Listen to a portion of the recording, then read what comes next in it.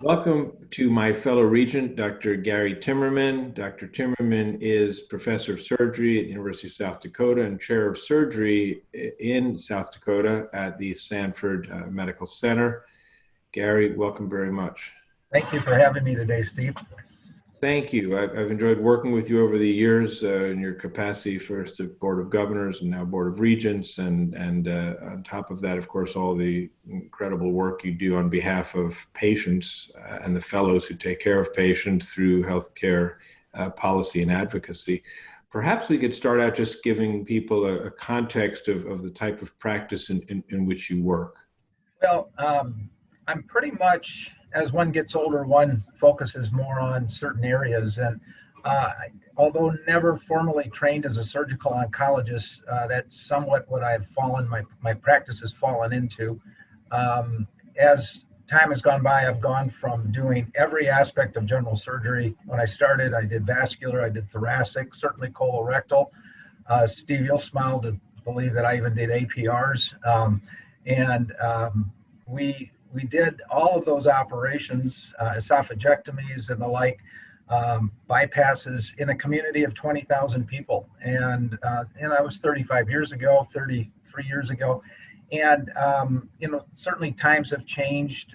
Operations have become more detailed, more complex. Technology has changed, and you adapt and you find the things that you feel that you're good at. And then you're also blessed to be able to recruit those specialists into your area. I've often said that the level of care is dependent upon the confidence of the specialist that is there, and sometimes the specialist for everything is general surgery. So then the general surgeon has to be very honest with themselves as to whether or not they should be doing operations or not, that they do seldomly, or certainly then demonstrate a competency and be able to prove that competency if you take on something that a specialist might say should only be done by a specialist. So I've lived that life, and now as I'm heading toward the downside, if you will, I've taken on predominantly esophageal, pancreas, gastric malignancies, and I guess somewhat of an endocrine surgeon that I still do a very large amount of parathyroids, thyroids,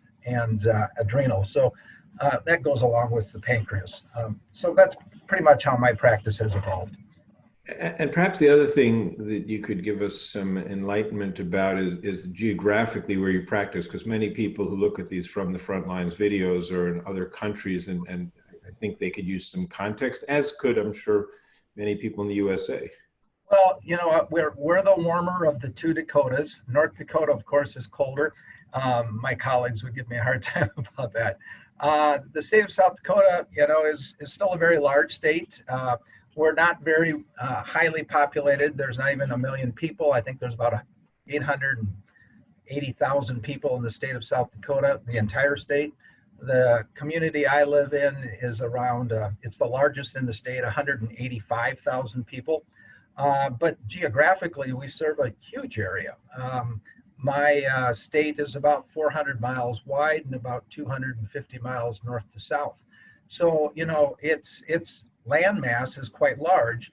And then you put that sort of population across that land mass, the disparity in my state is not so much racial, it's not so much ethnic, it's geographic. And we have plenty of patients that can have insurance, that do have insurance, that want healthcare, would like to get to healthcare, but if weather doesn't permit, they're not in any sense to get to the healthcare.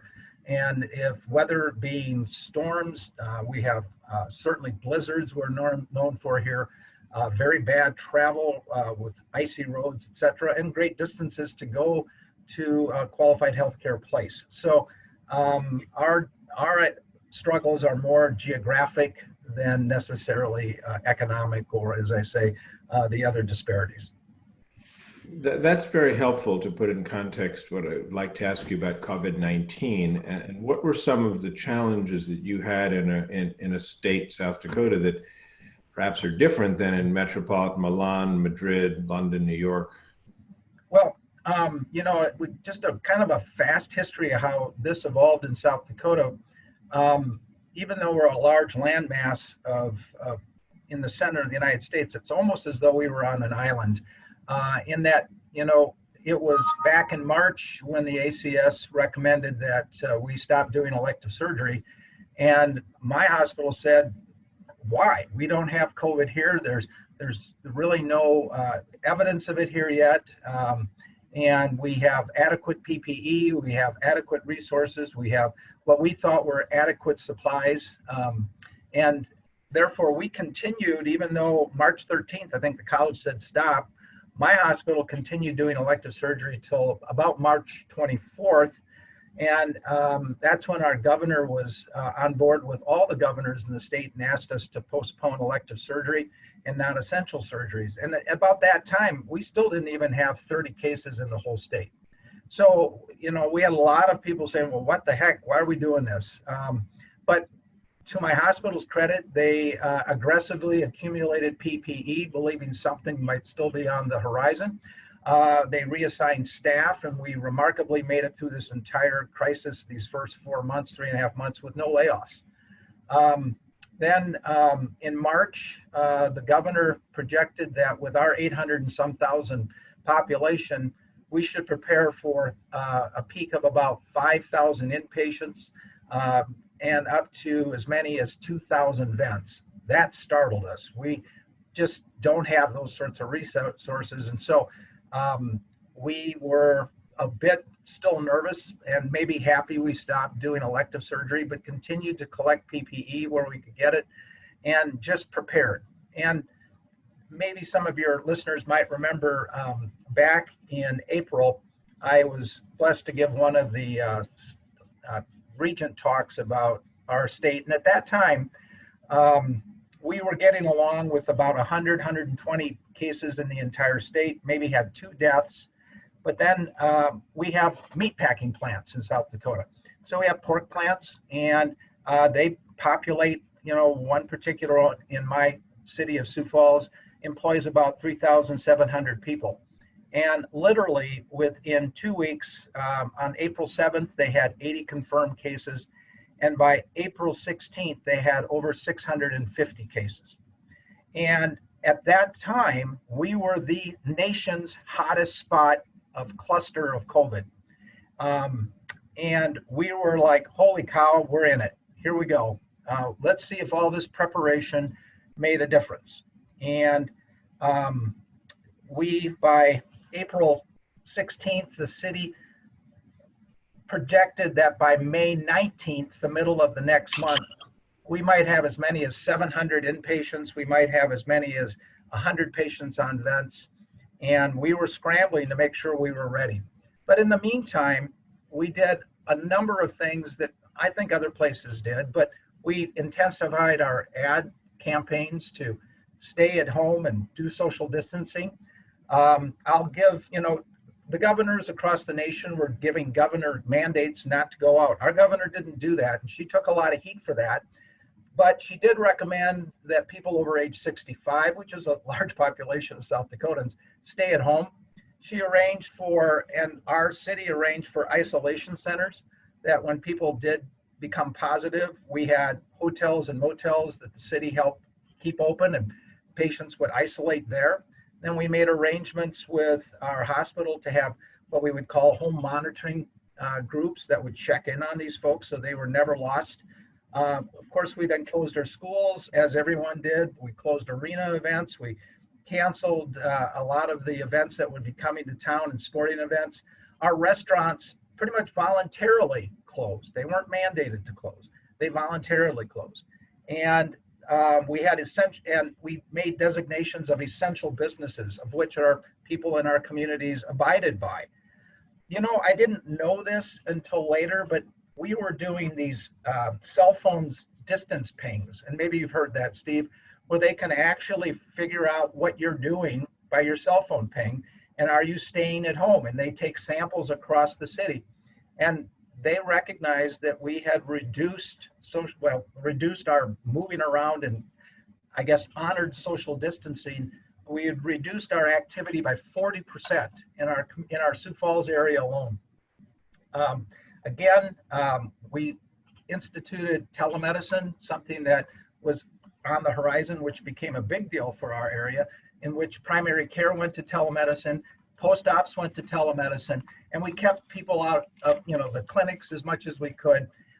We restricted the number of people that could come see patients, kind of shut the whole thing down, but without a mandate. There were no government mandates that we did this.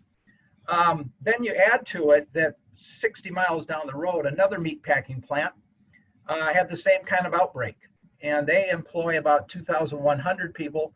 And literally within 10 days, another 900 of them were positive with COVID. And we're thinking, oh my gosh, we're going to see this horrible crisis. But with using the measures that we had taken, remarkably, on that day when we expected all those terrible things to happen, which would have been May 18th, on the actual day of May 18th, I had them look this up. We only had 55 inpatients. They predicted 700.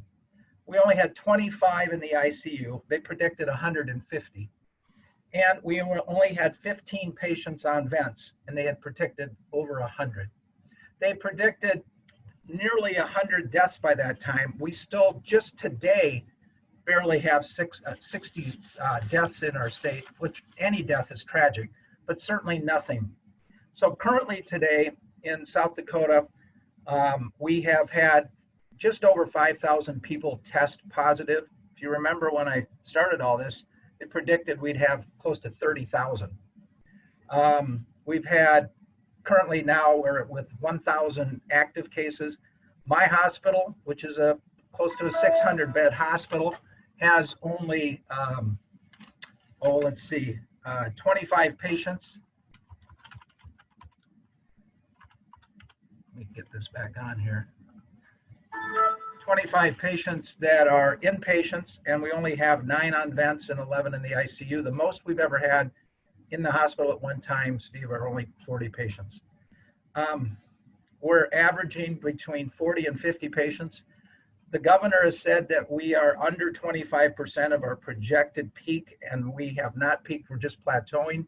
And the prediction is we probably never will see a peak. We'll probably just stay right around that 20 to 25% prediction. So I don't know, maybe we got lucky. People listened and bought in early to our preventative measures. South Dakota is naturally socially distanced in that, populations, you have to travel. I mentioned this to you earlier. In Chicago or New York, you have 5,000 people one block. You cross the street and you got another 5,000. You cross the street and you have another 5,000. In South Dakota, you go to a community with 5,000, you drive 70 miles and you find another community of 5,000. You drive 80 miles and you see another community. So we're naturally socially distanced. We were totally prepared for our PPE and our testing ability. And our neighbors help neighbors. It's something that we do. I would somewhat brag about South Dakota. This isn't our first rodeo. We see floods, we see tornadoes, we see droughts. And it's the idea that if this is serious, we've been blessed with a population that buckles down and takes it seriously. So that's a long explanation of our COVID experience. I'm just trying, like you, to put it together and say, what's it mean and what could be learned here? And how do we then plan for future issues down the road? Well, thanks. It's certainly a very comprehensive and an impressive answer to the way it's been handled in South Dakota. And I think all the reasons which you cite seem very cogent and logical. Given your intensive involvement with the Division of Advocacy and Healthcare Policy, could you just in the remaining few minutes touch on some of the programs that have been made available to fellows of the college through efforts of that group to help out in this COVID-19 pandemic? Well, certainly, for private practice, there are the means through the CARES Act that people can apply for dollars through their either by virtue of loans or even certainly by the CARES Act grants that would provide them some income. With regards to telemedicine, I think we've seen, at least in our area, the ability we have 3 states in my vicinity. I have, actually 4. I have Minnesota, Iowa, North Dakota, and Nebraska. And many of them have laxed or lowered their licensing obligations, especially for telemedicine, that empower us the ability to practice medicine online, like you and I are talking right now, without necessarily having to have an Iowa license. Most, and again, it's certainly temporary with the COVID, but something that we have worked on with health policy to make that accessible, kind of a good Samaritan sort of thing. Then I think basically the opportunity to look toward getting, I think the biggest thing is getting financial aid for your clinic. For us, the majority of the financial aid certainly goes to the hospital. I'm an employed physician, so it went to the hospital. But in retrospect, I think it was well spent because, as I'd mentioned when I started this, it kept my people from being laid off. And that, again, was part of the coalition's effort, coalitions being, all of the specialties that are part of that coalition that participated in an effort to help the Health and Human Services Agency render that money available to us. And that was a loud ask by our coalition. And I think we have had considerable influence in Washington based on the fact that we as surgeons are, I'd say it, finally speaking together as a common goal toward Washington. Thank you very much for all that you've done for all of us on that behalf with the college, with the coalition in Washington, D.C. and elsewhere. It's been a pleasure speaking with you today and getting enlightened. I enjoy seeing you on all of these Zoom videos, but look forward to hopefully seeing you in person at some point and hopefully not too distant. I'm trying to see. You guys can come to South Dakota. We're pretty good here right now, Steve. That's maybe where our next Regents meeting will be. Just got to get there and back is the only Exactly. Thanks for having me. All right. Stay well, my friend. Thank you. Stephen. Thank you.